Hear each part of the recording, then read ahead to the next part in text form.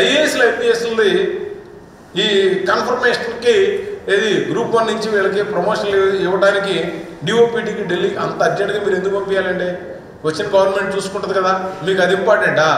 ప్రజలకు నీళ్లు లేక ఇబ్బంది పడుతుంటే పులిచింతల్లో నాగార్ సాగర్ శ్రీశైలం నుంచి నీళ్లు తీసుకొచ్చి ఏ విధంగా ప్రజలకు ఇద్దామని అది కనపడతలేదా? ఓ పక్కన వర్షాలు పడితే ఎక్కడన్నా దుక్కులు దున్నుకోవడానికి వాళ్ళకి విత్తనాలు ఏం కావాలి, పురుగు మందులు కావాలి, ఎరువులు ఏం కావాలి, దాని మీద రివ్యూ చేయడం అనేది లేదు. మీరు రేపొద్దున మిమ్మల్ని నమ్ముకొని మేము ఈ కౌంటింగ్ మీకు అప్పచెప్తే ఏ విధమైనటువంటి పరిస్థితి ఉందనేది మాకు భయం వేస్తూ ఉంది.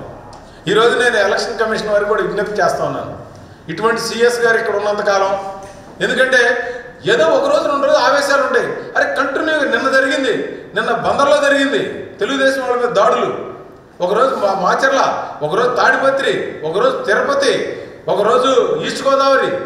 అసలు ఏ జిల్లాలో జరగలేదో చెప్పనండి. వాళ్ళ మీరు అధికారులందరూ మీ కన్సర్న్లో ఉండాలి.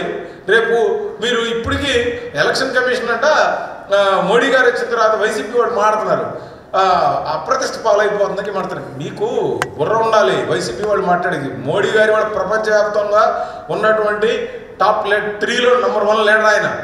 ఆయన ఒక అవినీతి కానీ ఒక స్కాములు కానీ మీలాగా ఎక్కడ లేవు. ఈ దేశం కోసం ప్రాణాలు ఇచ్చే వ్యక్తి ఆయన. ఆయన గురించి మీరు మాట్లాడుతున్నారు. మీరు మీ సాక్షిలో రాతలన్నీ అంటే మీ పేపర్ ఎవరు చదవరు కాబట్టి వేరే వాళ్ళు తెలియదు, కానీ మేము చూస్తూ ఉంటాం మీరు ఏం మాట్లాడుతున్నారు, ఏం రాస్తున్నారు. అది ఈసీ అప్రతిష్ట పాలయ్యిందని మీరు మాట్లాడుతున్నారా? ఇవాళ మీరు చేసినటువంటి ఇక్కడ సిఐడి దాడులు, ఒక ఎంపీలను కొట్టడం, లేదంటే ఈ రాష్ట్రంలో ఉన్నటువంటి ఇసుక దోపిడీ, మట్టి దోపిడీ, గంజాయి, లేదా ఎస్సీల మీద దాడులు, ముస్లిమ్స్ మీద దాడులు, ఇన్ని మీరు చేసేది 5 సంవత్సరాల్లో. మద్యపానం అన్నారు, అది పోయింది. మరి మీకు కావాల్సినటువంటి ఆఫీసర్లందరూ ఇవాళ మళ్ళీ వేరే చోట పెట్టుకుంటున్నారు. ఏది మాకు ఎమ్మటే ఇక్కడ నుంచి డిప్యూటేషన్ నుంచి వెంకటరెడ్డి గారు, ఆయన ఏపీ ఎండి గారంట, ఆయన వెళ్ళిపోతానని పెట్టి వాసుదేవరెడ్డి గారు, మసూద్ రెడ్డి, ఫైబర్ నెట్, వీళ్ళందరూ కూడా మేము వెళ్ళిపోతాం. ఎందుకంటే రేపు వీళ్ళందరూ వదిలే ప్రశ్నే లేదు. అందరూ మద్యపానం దాంట్లో క్యాష్. ఇప్పుడు చూడండి సడన్గా 3 రోజుల నుంచి మొత్తం డిజిటల్ పేమెంట్ అంట. ఇది చూడండి, ఇన్ని రోజుల నుంచేమో క్యాష్, ఇప్పుడు డిజిటల్ పేమెంట్కి వచ్చారు.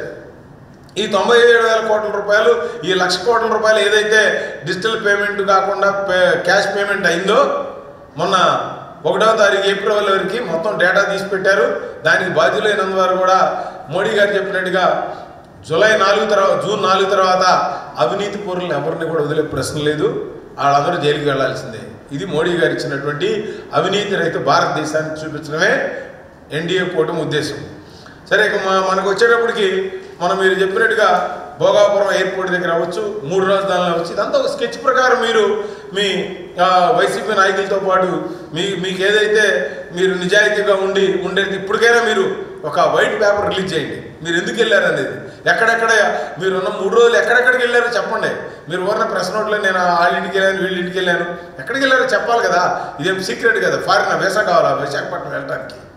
సో అన్నిటికంటే ముఖ్యంగా ఈ రోజున ఇసుక 2 నెలల నుంచి ఎలక్షన్ నోటిఫికేషన్ వచ్చిన తర్వాత 2 నెలల నుంచి యథేచ్ఛగా సిఎస్ గారి ఆధ్వర్యంలోనే దొంగతనంగా ఇసుక ట్రాన్స్పోర్ట్ జరిగింది. ఎందుకో చెప్పమంటారా? కేంద్రం నుంచి కమిటీ వచ్చిందాక ఇసుక రీచ్లు ఎందుకు ఆపలేదు? ఇది రెస్పాన్సిబిలిటీ ఎవరు? రెవెన్యూ డిపార్ట్మెంట్దా కాదా? పోలీస్ డిపార్ట్మెంట్దా కాదా? ఇప్పుడు మొన్న కమిటీ వచ్చిన తర్వాత 10 రోజుల కిందట మొత్తం ఆపేశారు.